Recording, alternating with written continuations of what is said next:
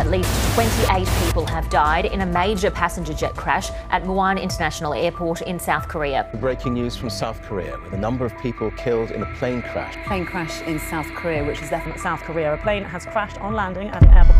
South Korea का भयानक plane crash पूरी दुनिया का दिल दहला देता है।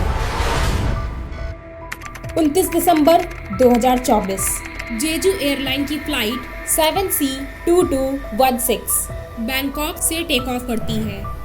इस फ्लाइट को जाना था साउथ कोरिया या ये कहें दक्षिण कोरिया। फ्लाइट के अंदर 175 पैसेंजर्स और 6 क्रू मेंबर्स बैठे थे, यानी टोटल 181 लोग। एक ही हफ्ते में दो बड़ी एयरलाइंस की फ्लाइट का क्रैश होना इंटरनेशनल न्यूज बन चुकी है। ईयर 1997 के बाद साउथ कोरिया प्लेन क्रैश इतिहास के सबसे बड़े प्लेन क्रैश में से एक है। तो आप देख रहे हैं the biggest South Korean plane crash by mysterious spot. Sunday 29 दिसंबर 2024 यानी कि बीता हुआ कल। 2025 लगने में सिर्फ 2 दिन ही बाकी थे।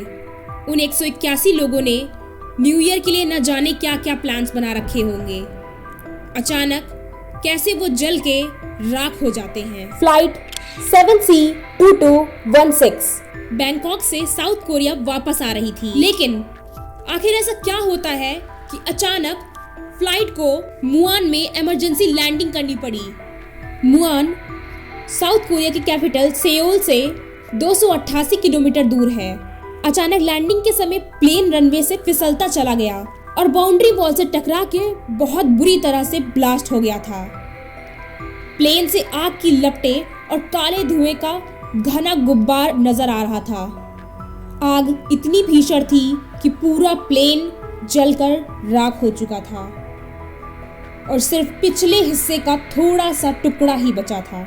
तो सोचिए प्लेन के अंदर बैठे पैसेंजर्स का क्या हुआ होगा। आग को कंट्रोल करने में ही लगभग 45 मिनट लग जाते हैं। प्लेन में बैठे 181 पैसेंजर्स में से 93 फीमेल्स और 82 मेल्स थे, जिनमें से 179 लोगों की जलकर दर्दनाक मौत हो जाती है और सिर्फ क्रू मेंबर्स के 2 लोगों को ही रेस्क्यू किया जा सका, जिनमें से 173 पैसेंजर्स साउथ कोरिया के और 2 पैसेंजर्स थाईलैंड के सिटीजन्स थे। प्लेन क्रैश बैंकॉक के टाइम के अनुसार लगभग सुबह 9:03 पर हुआ, यानी कि इंडिया के टाइम के हिसाब से सुबह 5:30 बजे। फ्लाइट 7C2216 ने 2 बार इमरजेंसी लैंडिंग की कोशिश की।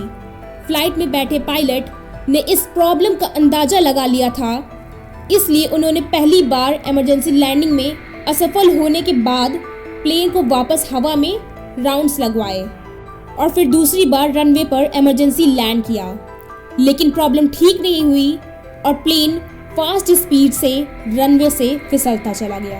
प्लेन इसलिए फिसलता चला गया क्योंकि लैंडिंग के टाइम लैंडिंग गियर यानी कि लैंडिंग व्हील ओपन नहीं हुए, जिनकी वजह से साउथ कोरिया की हिस्ट्री का सबसे बड़ा प्लेन क्रैश हो गया।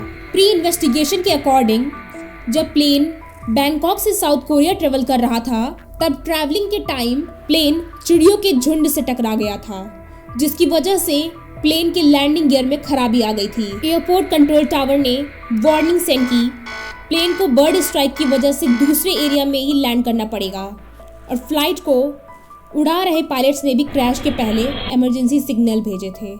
ऐसी ही और वीडियोस देखने के लिए हमारे चैनल को सब्सक्राइब